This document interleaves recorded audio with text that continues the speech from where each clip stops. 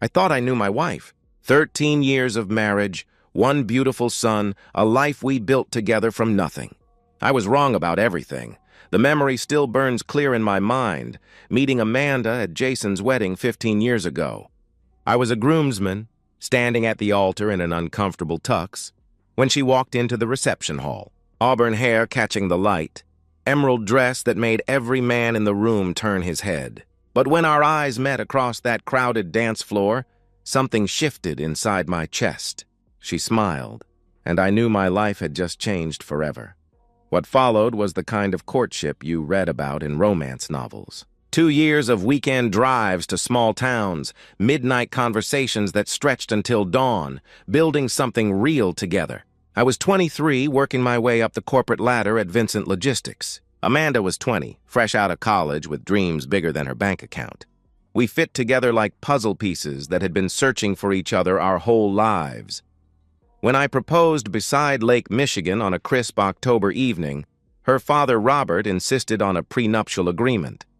I remember sitting in his mahogany-paneled office, feeling small and defensive as he slid the papers across his desk. "It's not personal, Michael," he said, adjusting his wire-rimmed glasses. "It's just good business. There's an adultery clause in there. If either party cheats, they forfeit everything in the divorce." I laughed, actually laughed out loud. "I'd never cheat on her anyway, sir. I love your daughter."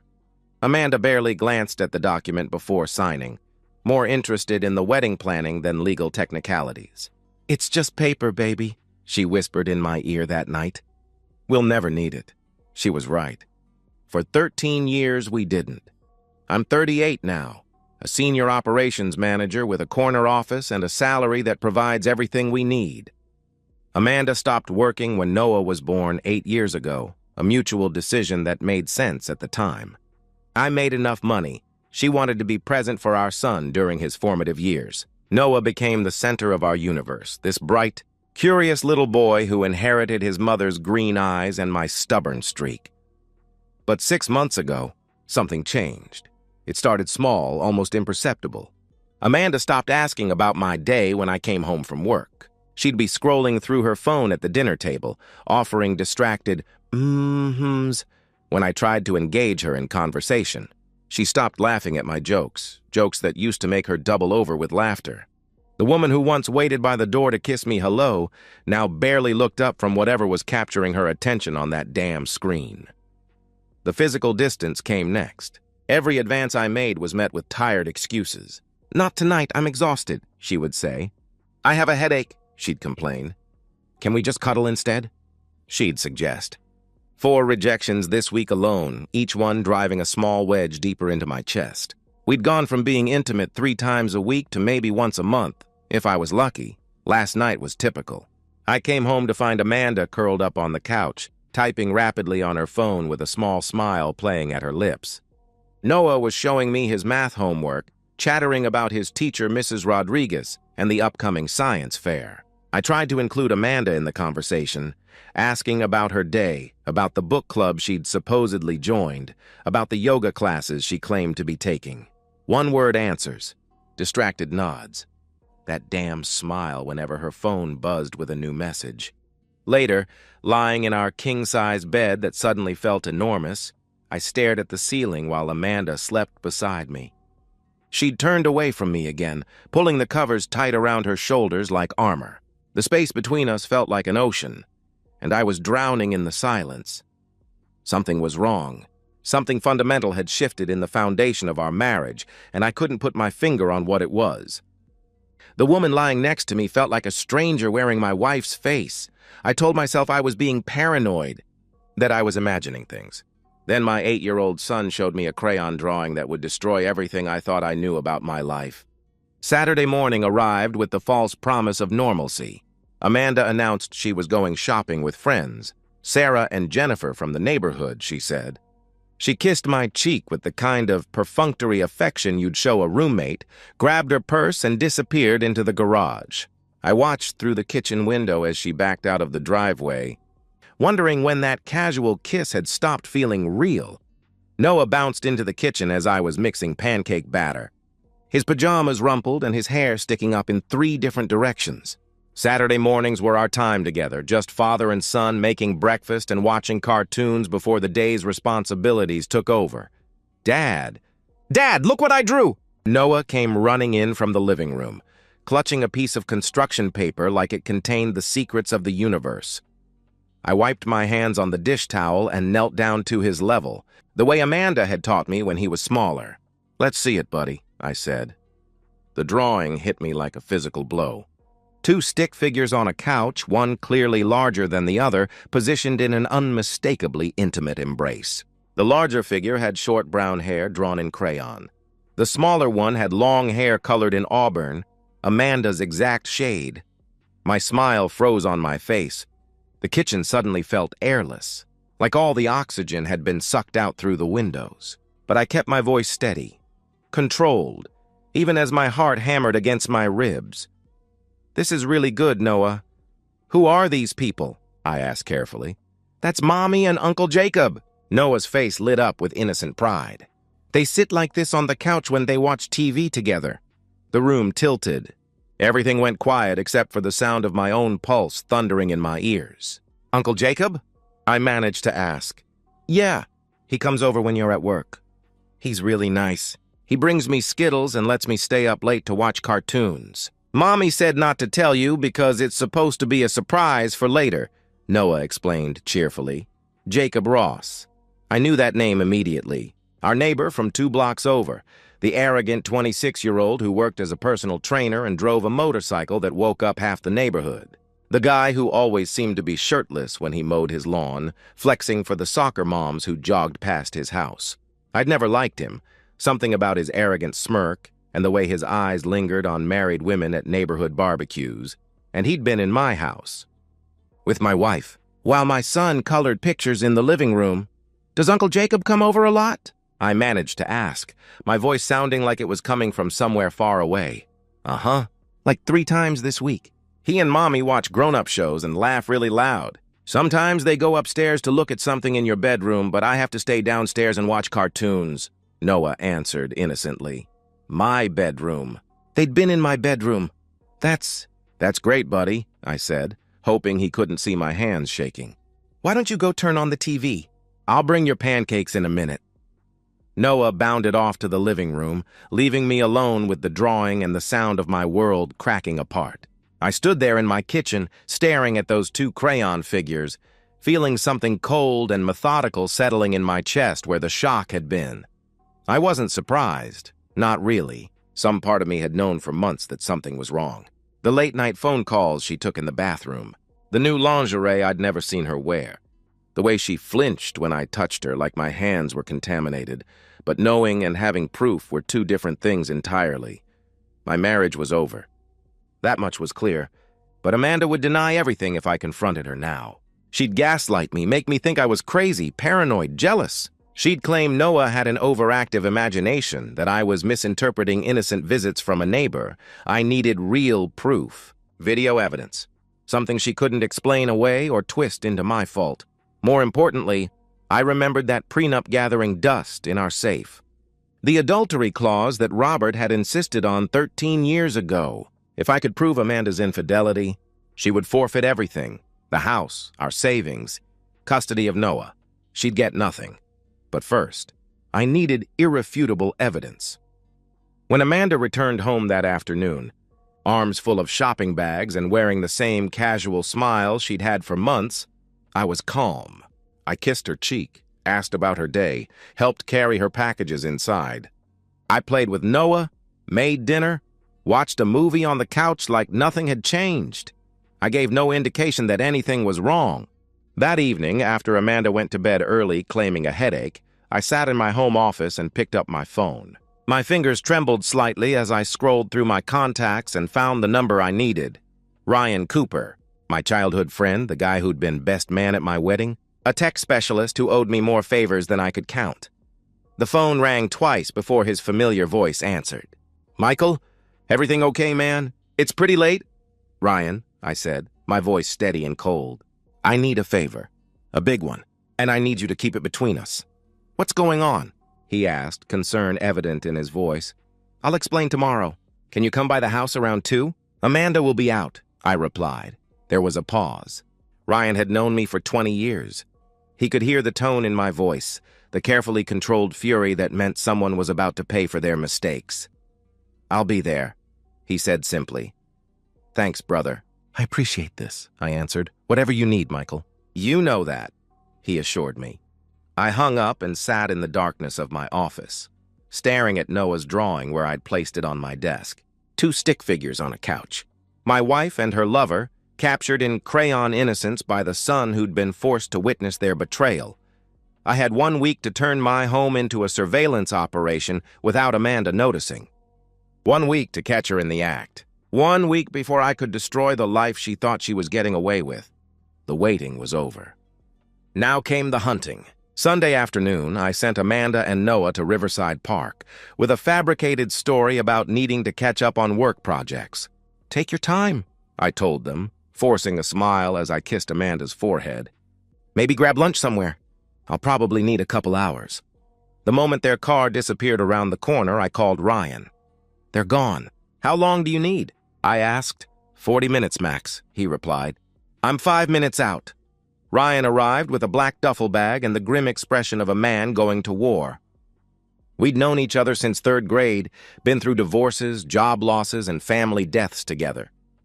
He took one look at my face and understood this wasn't about paranoia or marital problems. This was about survival. In my garage, with the door closed and the windows covered, I explained everything. Noah's drawing, Amanda's behavior, Jacob Ross slipping into my house while I worked 60-hour weeks to pay for the life she was destroying. Ryan's jaw tightened as I talked. When I finished, he was quiet for a long moment, then shook his head. "Jesus, Michael. I'm sorry, man. Nobody deserves this. Can you help me?" I asked. "Say no more, brother. Let's nail this bitch to the wall," he replied grimly. We worked with military precision. 5 cameras installed in 38 minutes. Front door, back door, living room, main hallway, and the guest bedroom where I suspected most of the activity took place. All hidden behind air vents, inside smoke detectors, tucked behind picture frames. Motion activated with night vision capabilities, streaming directly to cloud backup with live feeds accessible through an app on my phone. Ryan handed me the phone, already configured and tested. "Motion alerts come straight to you." Everything backs up automatically to 3 different servers. The video quality is high definition. Even if she finds one camera, she'll never find them all. I gripped his shoulder. "I can't thank you enough for this." "Don't thank me yet." "Wait until we get the evidence you need," he cautioned. His expression softened slightly. "I'm sorry you're going through this, Michael. You're a good man. You deserve better than what she's doing to you." After Ryan left, I tested the system methodically. Crystal clear footage from every angle. Perfect audio pickup. Motion sensors so sensitive they detected a spider walking across the ceiling. Everything I needed to document Amanda's betrayal in excruciating detail. Then came the hardest part. Waiting. Monday morning, I went to work like nothing had changed.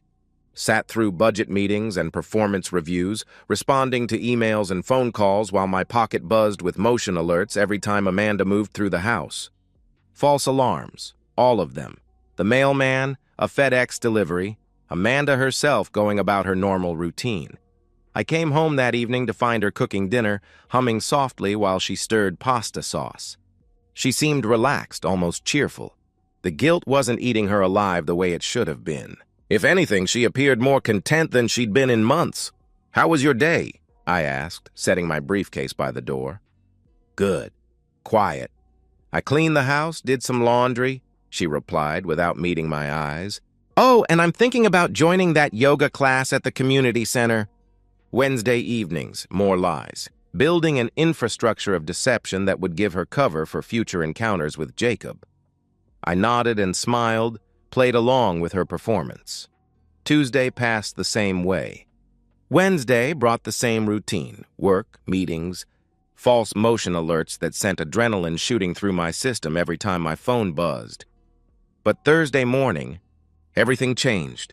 I was sitting in my office, reviewing quarterly reports with my team when my phone vibrated on the desk. Motion detected, backdoor camera. My heart stopped. I opened the app with trembling fingers, switched to live view, and felt the world shift beneath my feet. Amanda was at the back door, looking nervously over her shoulder before opening it. Jacob Ross slipped inside like a predator entering familiar territory. The moment the door closed behind him, he grabbed Amanda and kissed her with the hunger of a man who'd been waiting all morning for this moment. They broke apart, laughing, touching each other with casual intimacy that made my stomach turn. Amanda took his hand and led him toward the hallway, toward the guest bedroom, while Noah's backpack sat on the kitchen counter where he'd left it before school. I watched them disappear from the camera's view, then switched to the guest bedroom feed. They were already undressing each other, Amanda pulling Jacob's shirt over his head while he fumbled with her bra strap. I stood up from my desk so fast my chair rolled backward and hit the wall. My assistant looked up, concerned. "Mr. Carter? Everything all right?" "Family emergency," I said, my voice somehow steady despite the fire burning in my chest. "I need to leave immediately, of course." "Do you need—" she began to ask. "I'll handle it," I interrupted. I was already moving toward the door, phone in hand, watching my wife betray 13 years of marriage in high definition. They were on the bed now, lost in each other, oblivious to the cameras recording every moan, every touch, every moment of their destruction of my family.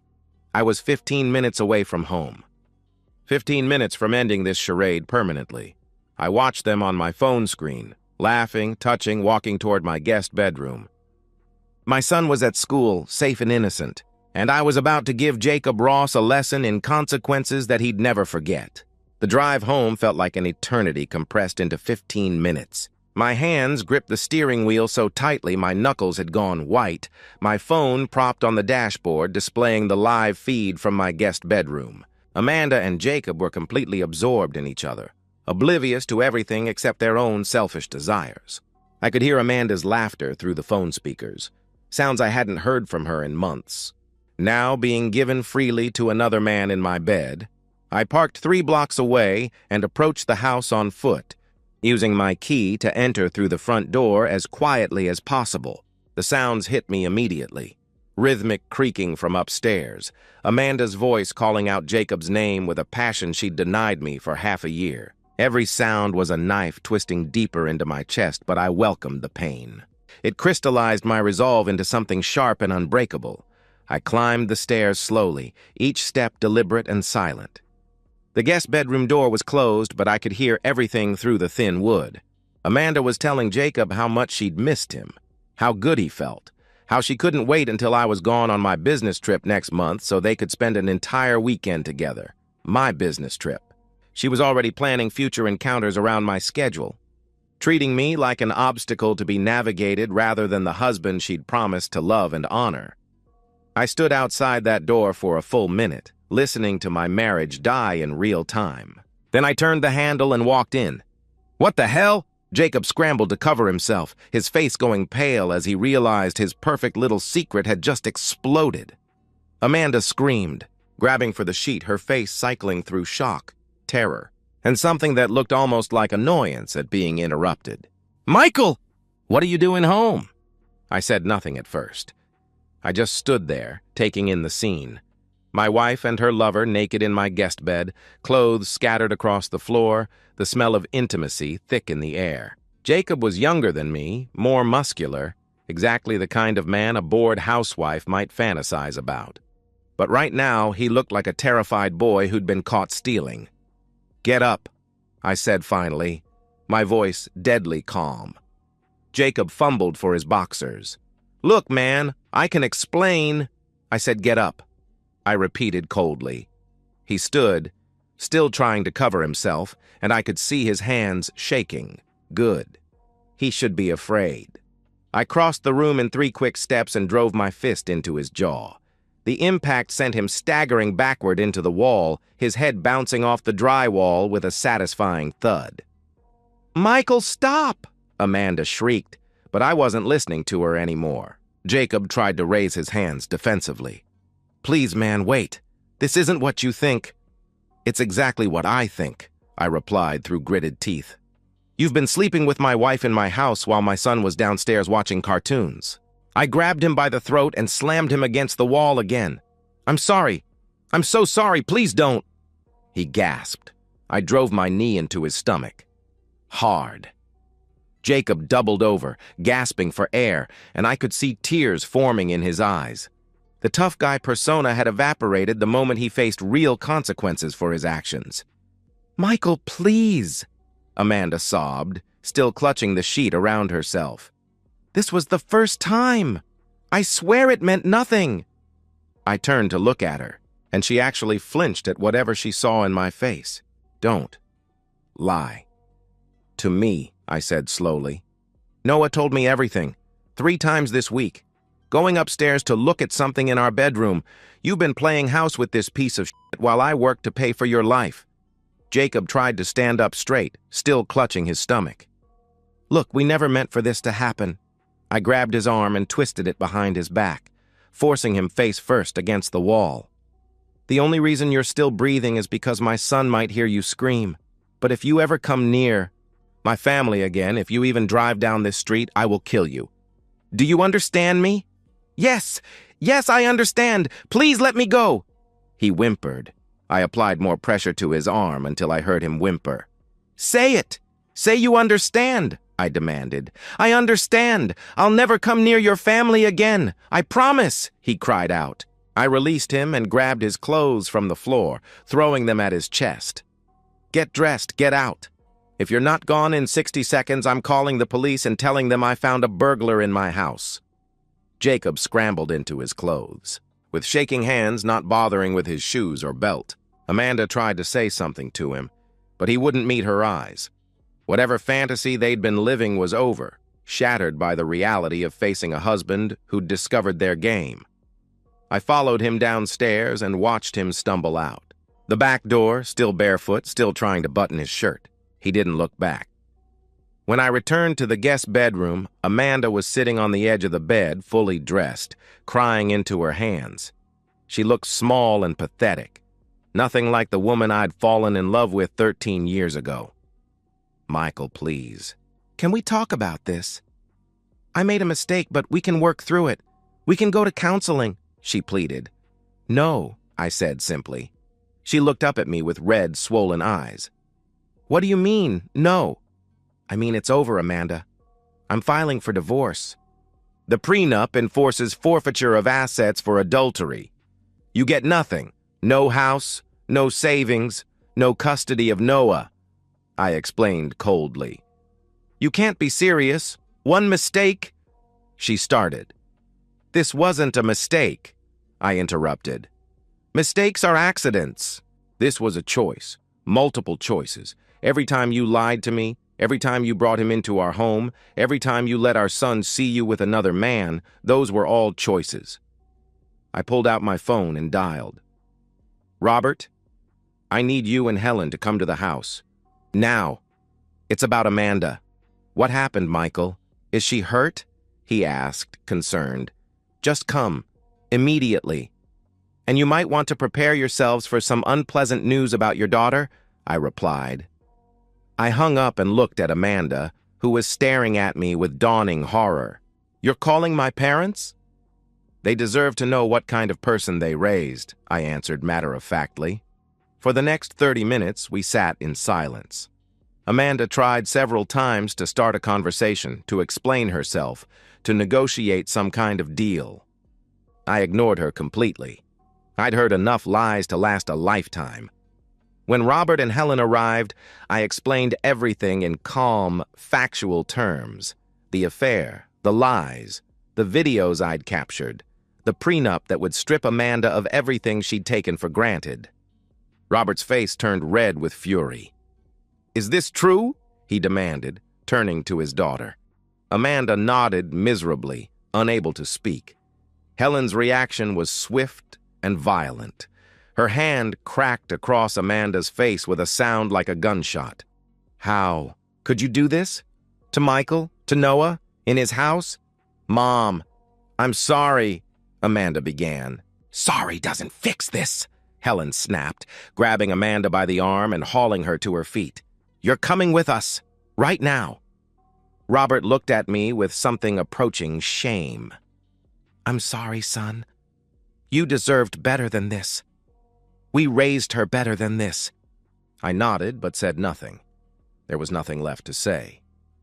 They left 15 minutes later, Helen dragging Amanda to their car while she sobbed apologies that no one wanted to hear.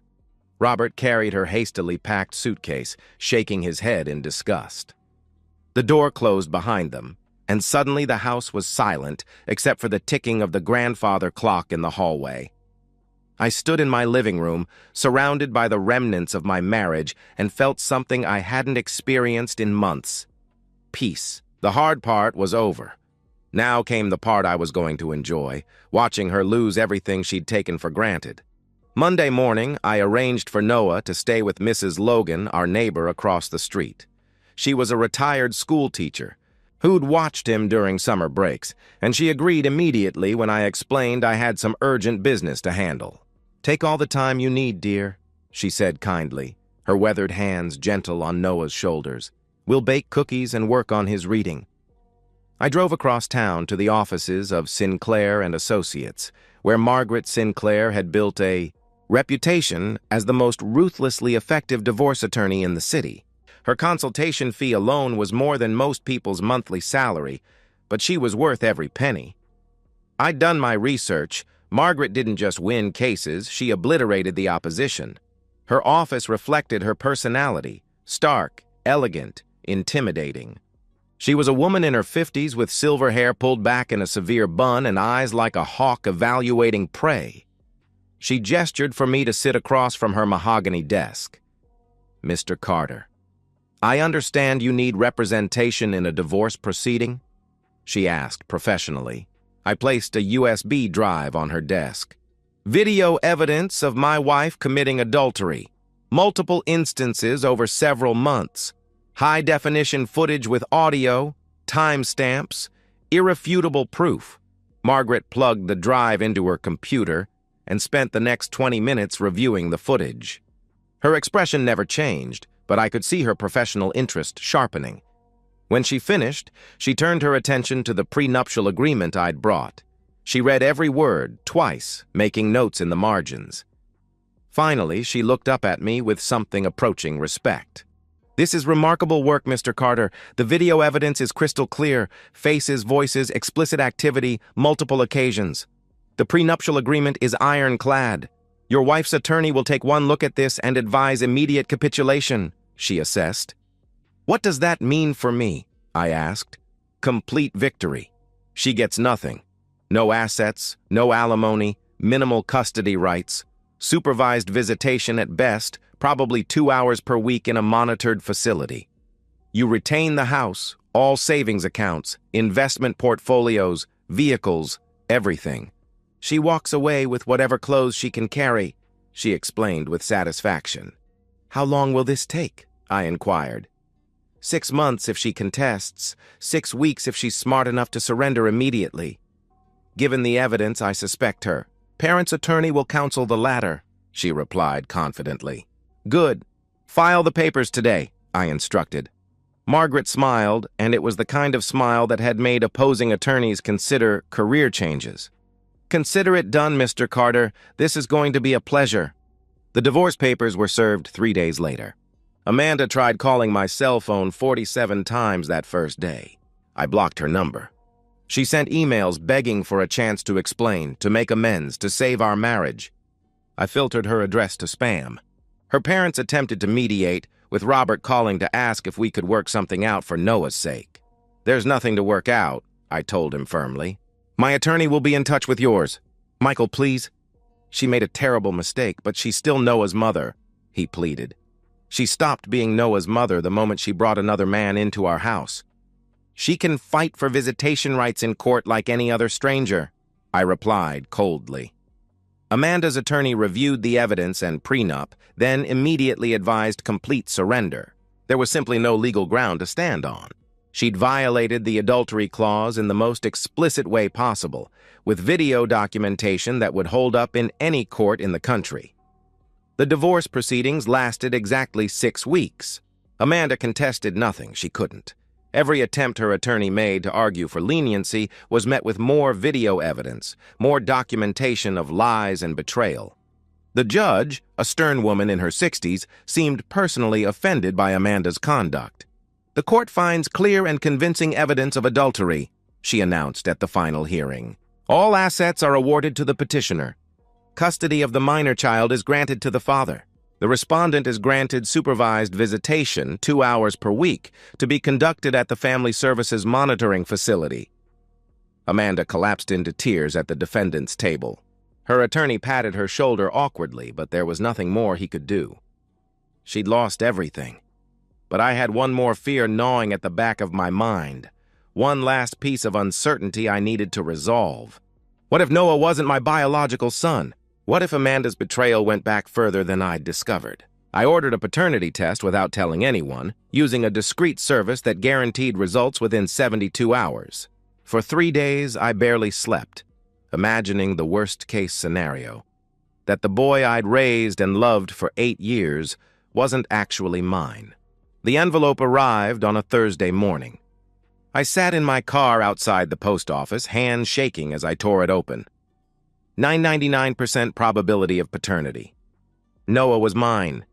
Relief flooded through me like a physical force. I sat there for 10 minutes, breathing deeply, feeling a weight I didn't realize I'd been carrying finally lift from my shoulders. Whatever else Amanda had taken from me, she hadn't taken my son.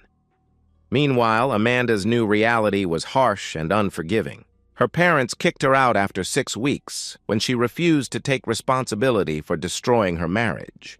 "You made your bed," Helen told her coldly. "Now lie in it alone." She found a studio apartment above a Chinese restaurant, barely affordable on her waitress salary at a downtown diner. The woman who'd once spent $300 on a single shopping trip was now clipping coupons and walking to work to save gas money. She tried reaching out to Jacob, hoping to salvage something from the wreckage, but Jacob had vanished completely. Word around the neighborhood was that he'd been caught with another married woman, and that husband hadn't been as civilized as I'd been. No one had seen him since. Amanda sent me text messages begging for a chance to talk, to explain, to see Noah outside the supervised visits. I blocked every number she used. When she tried approaching me at Noah's school, I filed a restraining order. Her supervised visitation sessions were pathetic affairs. Noah was polite but distant, answering her questions with one-word responses, asking when he could go home to Dad. Amanda would spend most of the 2 hours crying, begging the social worker to let her call me, to arrange a meeting, to somehow fix what she'd broken beyond repair. The social worker's reports were damning. The child shows no emotional attachment to the mother. He appears uncomfortable and eager to leave. The mother's behavior is manipulative and self-serving rather than focused on the child's well-being. After 6 months, Amanda's visitation was reduced to once per week. After a year, it became twice per month when she missed several appointments due to work conflicts. Noah stopped asking about her entirely. Amanda lost everything. Her family, her son, her home, her security, her future. All for a few hours of pleasure with a coward who'd abandoned her the moment things got difficult. But I didn't care about her suffering anymore. I had what mattered: my son, my peace of mind, and my self-respect. The rest of it was just justice taking its natural course.